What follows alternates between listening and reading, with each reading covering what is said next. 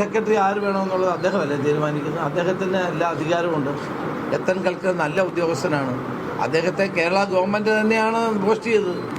കഴിഞ്ഞ ഗവൺമെൻറ്റാണ് അദ്ദേഹത്തെ election കമ്മീഷനായിട്ട് post ചെയ്തത്. അദ്ദേഹത്തെ കേരള ഗവൺമെൻറ് തന്നെ തിരിച്ച് വിളിക്കാൻ അധികാരമുണ്ട്. അതിനെന്താ കുഴപ്പമെന്താ? ഇലക്ഷന് മുമ്പ് പിൻപോ രത്തൻ കൽക്കർക്കെതിരെ ഒരു ആരോപണം ഉയർന്നു വന്നിട്ടില്ല. അദ്ദേഹം ഇലക്ഷനകത്ത് കുഴപ്പം ചെയ്തെന്നോ ഒന്നും വന്നിട്ടില്ല. ബംഗാളിൽ അതല്ല സ്ഥിതി. ബംഗാളിൽ SIRമായി ബന്ധപ്പെട്ട് ലക്ഷക്കണക്കിന് ആളുകളുടെ പേരുകൾ നീക്കം ചെയ്തുവെന്നും സുപ്രീം കോടതി ഇടപെട്ട് 80 ലക്ഷം ആളുകളെ തിരിച്ചു വെക്കണമെന്നും ഒക്കെ നടത്തിയതിൻ്റെ പശ്ചാത്തലമാണ്.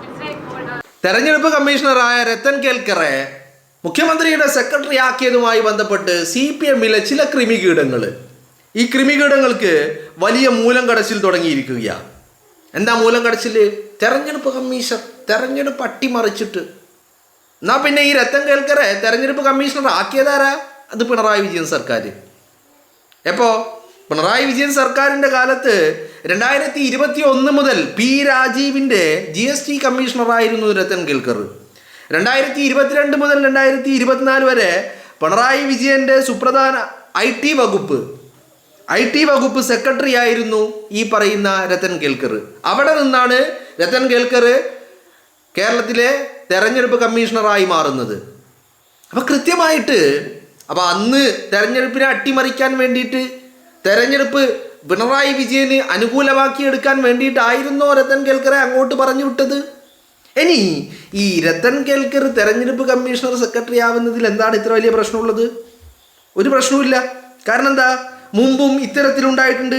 EK നായരുടെ മന്ത്രിസഭയിലേക്ക് ഇത്തരത്തിൽ തെരഞ്ഞെടുപ്പ് കമ്മീഷണർമാർ തെരഞ്ഞെടുപ്പ് കഴിഞ്ഞ ഉടനെ, ആ ഡ്യൂട്ടി കഴിഞ്ഞ ഉടനെ തിരിച്ച് മുഖ്യമന്ത്രിയുടെ സ്റ്റാഫിലേക്ക് വന്നിട്ടുണ്ട്. ഉമ്മൻചാണ്ടിയുടെ കാലത്തുണ്ടായിട്ടുണ്ട്. ടിക്കാറാം മീണ വന്നിട്ടുണ്ട് ഇത്തരത്തിൽ. മനസ്സിലായില്ലേ? അപ്പോൾ നിരന്തരമായിട്ട് ഇത്തരം ഈ സ്ഥാനമാറ്റങ്ങളൊക്കെ കേരളത്തിൽ നടന്നുകൊണ്ടിരിക്കുന്നതാ. ഇപ്പം എന്താ പ്രശ്നം? പ്രശ്നം എന്താ വെച്ചാൽ പിണറായി വിജയൻ സർക്കാരിനെ പോലെയല്ല VD സതീശൻ സർക്കാർ. ജനങ്ങൾക്കെല്ലാവർക്കും വലിയ ഇഷ്ടമാണ്, ജനങ്ങൾക്കെല്ലാവർക്കും വലിയ പ്രതീക്ഷയാണ്. ജനങ്ങളെല്ലാവരും ഒന്ന് മുഖ്യമന്ത്രിയെ പോയി കാണുക. എന്തിനാ കാണണേ? ഒരു കാര്യമില്ല. അവർക്ക് കൂടുതൽ ആവശ്യങ്ങളൊന്നുമില്ല. അവർക്ക് ഞങ്ങളുടെ മുഖ്യമന്ത്രി എന്ന് പറയാൻ ഒരാൾ വേണം. ഞങ്ങളെ മുഖ്യമന്ത്രിയുടെ ഓഫീസ് ഒന്ന് ഞങ്ങൾക്ക് കാണണം.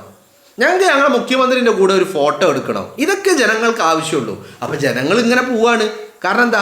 അവർക്ക് ഞങ്ങളുടെ മുഖ്യമന്ത്രി ഞങ്ങളെ കേൾക്കാൻ, ഞങ്ങളെ പരാതികളല്ല, ഞങ്ങളെ വീട്ടിലെ കാര്യങ്ങൾ. സാറേ, ഇന്ന് ചാളക്കറിയും ചോറും ആയിരുന്നു, ഇന്ന് പപ്പടം പൊരിച്ചതും കഞ്ഞിയായിരുന്നു എന്ന് പറയുമ്പോൾ അത് കേൾക്കാൻ ഒരാൾ.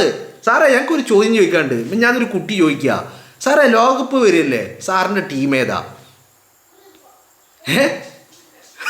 പിണറായി വിജയനോട് സഖാവ് പറയാണ്, സാറേ ഒരു ചോദ്യം, CMA ഒരു ക്വസ്റ്റ്യൻ ഉണ്ട്, വീട്ടിൽ പോയി ചോദിക്കടാ, മാറി നിൽക്കുക അങ്ങോട്ട്, കിടക്ക് പുറത്ത്. ഇതിപ്പോൾ അങ്ങനെയല്ല. ഇതിപ്പോൾ ആര് വന്നാലും വലിയ സ്നേഹവും ആദരങ്ങളും നൽകി ആ മനുഷ്യൻ അങ്ങനെ കേൾക്കുക. ജനങ്ങൾക്ക് അവർ കരുതുന്നത് അവരുടെ പ്രശ്നങ്ങൾക്ക് മുഖ്യമന്ത്രി ഒരു പരിഹാരം കണ്ടെത്തി തരണമെന്നൊന്നല്ല, അത് അവരെന്നെ കണ്ടെത്തും. അതാണ് കേരളത്തിലെ മലയാളിയുടെ ഒരു പ്രത്യേകത എന്ന് പറയുന്നത്. മലയാളി അവൻ്റെ പ്രശ്നങ്ങൾക്കുള്ള പരിഹാരം അവൻ കണ്ടെത്തും. അവൻ അതിനുള്ള കഴിവുണ്ട്, കെൽപ്പുണ്ട്, ത്രാണിയുണ്ട്, എല്ലാം ഉണ്ട്. പിന്നെ അവനെന്താ വേണ്ടത്? എൻ്റെ മുഖ്യമന്ത്രിക്ക് ഞാൻ പറയുന്ന കേൾക്കാനുള്ള മനസ്സുണ്ട്. ഇതന്നെ വേണ്ടത്.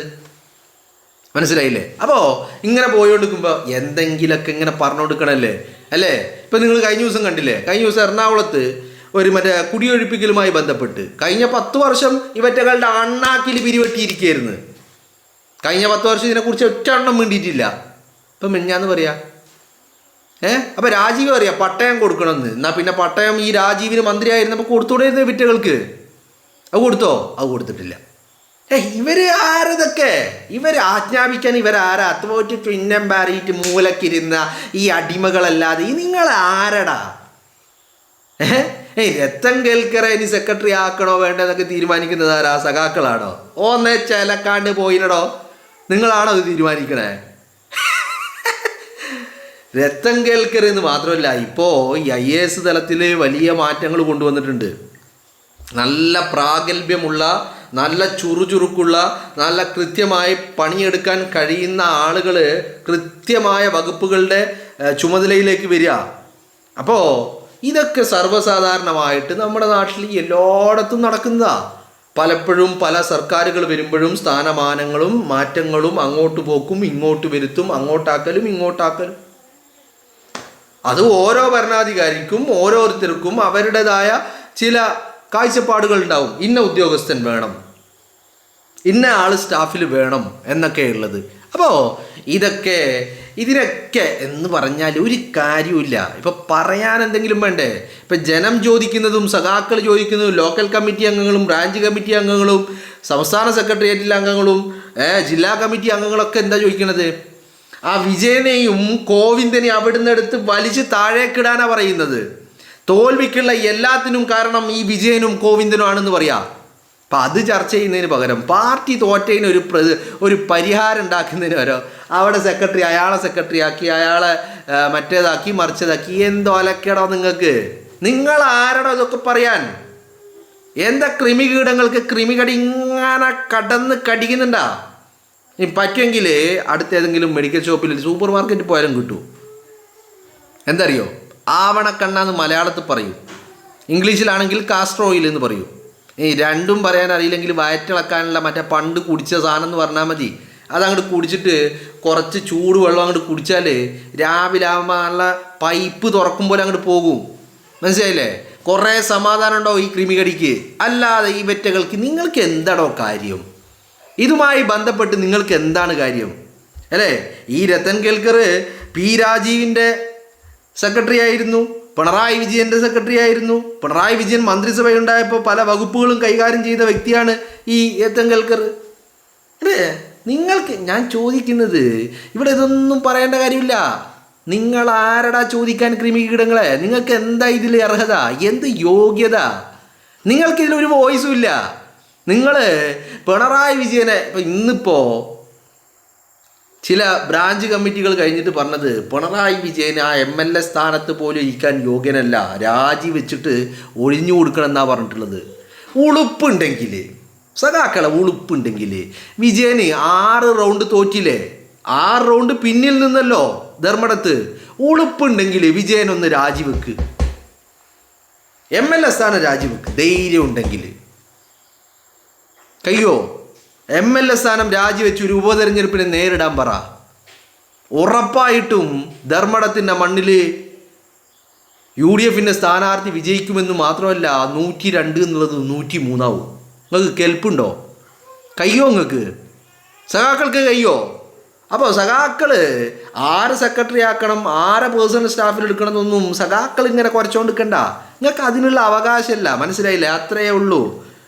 അല്ലാതെ ഇതൊക്കെ എന്ന് പറയുന്നത് ഭരണത്തിലിരിക്കുന്ന വ്യക്തിയുടെ അയാളുടെ ചോയ്സാണ്, അയാൾക്ക് മുന്നിലാണ്, അയാൾക്ക് മാത്രമേ അതിനുള്ള അർഹതയുള്ളൂ. അത് അദ്ദേഹം തീരുമാനിക്കും. കേരളത്തിൻ്റെ മുഖ്യമന്ത്രി VD സതീശനാണെങ്കിൽ അദ്ദേഹം തീരുമാനിക്കുന്നു മാത്രമല്ല, മനസ്സിലായില്ലേ? ആ മനുഷ്യനൊരു പ്രത്യേകത ഉണ്ട്. എന്താണെന്നറിയോ സഖാക്കൾക്ക്? അത് പിണറായി വിജയന് ഒരു 10 ജന്മം ജനിച്ചാലും കിട്ടാത്തൊരു പ്രത്യേകത അത് സതീശനുണ്ട്. എന്താ അറിയോ? നാട്ടല് എന്ന് പറയുന്നൊരു സാധനം. അത് തെരഞ്ഞെടുപ്പിന് മുമ്പും ഉണ്ടായിന്, തെരഞ്ഞെടുപ്പിന് ശേഷം ഉണ്ടായിന്. അയാൾക്ക് അധികാരത്തെക്കാളും വിജയത്തെക്കാളും തെരഞ്ഞെടുപ്പ് വിജയത്തെക്കാളും ഒക്കെ അയാൾക്കുപരി അയാളുടെ പല നിലപാടുകളുമാണ്. മനസ്സിലായില്ലേ? ആ മനുഷ്യൻ്റെ നാട്ടലിൻ്റെ 7 അയലത്തെത്താൻ വിജയൻ്റെ കൃമികീടങ്ങൾക്കോ ആവില്ല എന്നുള്ളതാ. എന്നിട്ട് ആ മനുഷ്യന് ആരെ സെക്രട്ടറി ആക്കുന്ന? എന്താടാ ചിലക്കാണ്ട് പോയിനടാ അവിടുന്ന്? നിങ്ങളാരാ ഇത് പറയാൻ സഖാക്കളെ? കൃമികീടങ്ങളെ, നിങ്ങൾക്കിതിൽ യാതൊരു വോയിസും ഇല്ല. മനസ്സിലായില്ലേ? എടോ, പാർട്ടി 8 നിലയിൽ പൊട്ടിയില്ലേ? ആകെ 26 നിങ്ങൾക്കുള്ളത്. 26. എന്തുകൊണ്ട് അത് അങ്ങനെ സംഭവിച്ചു എന്ന് പഠിച്ചിട്ട് എന്തെങ്കിലും ചെയ്യാനുണ്ടെങ്കിൽ ചെയ്യ്. ഇനി അതല്ലെങ്കിൽ വേറെ വല്ല പണിക്കും ചേരക്കാൻ പോയിനടോ നിങ്ങൾ. രത്തൻ കേൽക്കര സെക്രട്ടറി ആക്കിയതിന് മൂലം കടച്ചിൽ നിങ്ങളാരടാ? പണി ഇനി വരുന്നുണ്ട് അവറാച്ച. പണിയൊന്നും തുടങ്ങിയിട്ടില്ല. ഒക്കെ സാമ്പിളുകളാണ് ഇപ്പോൾ പരിശോധിച്ചു കൊണ്ടിരിക്കുന്നത്. വന്നിരിക്കുന്ന പണികൾക്കുള്ള സാമ്പിളുകൾ. കൃത്യമാണോ എന്നുള്ളതാണ് നോക്കിക്കൊണ്ടിരിക്കുന്നത്. അപ്പോഴേക്കും ഇങ്ങനെ കുരുപൊട്ടണ്ട, പണി ഇനി വരുന്നുണ്ട്. പിന്നാലെ വരുന്ന പണികൾ പിണറായി വിജയനെ കൊണ്ട് ഇമ്മാവരപ്പിച്ചിരിക്കും. ഇപ്പോൾ സഖാക്കൾ ആവശ്യപ്പെടാതെ തന്നെ ഒരു പക്ഷേ ഒരു 5-6 മാസം കഴിയുമ്പോൾ പിണറായി വിജയൻ പറയും, ഞാനില്ല, എനിക്ക് വയ്യ, ഞാൻ രാജിവെക്കുക എന്ന് പറയും ചിലപ്പോൾ മിക്കവാറും.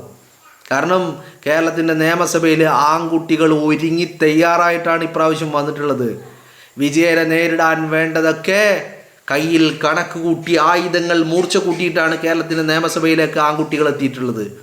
മനസ്സിലായില്ലേ? പണി പാലും വെള്ളത്തിൽ തരും. അതുകൊണ്ട് സഖാക്കളോടൊരു കാര്യം പറയാനുള്ളത്, നിങ്ങളെ പണിയെടുത്ത് പോയിക്കോളി. മനസ്സിലായില്ലേ? സതീശൻ ആരെ സെക്രട്ടറി ആക്കണം, ആരെ പേഴ്സണൽ സ്റ്റാഫിൽ വെക്കണം എന്നൊക്കെ പറയാനുള്ള യോഗ്യത നിങ്ങൾക്കില്ലടോ. മനസ്സിലായില്ലേ? അത്രയേ ഉള്ളൂ.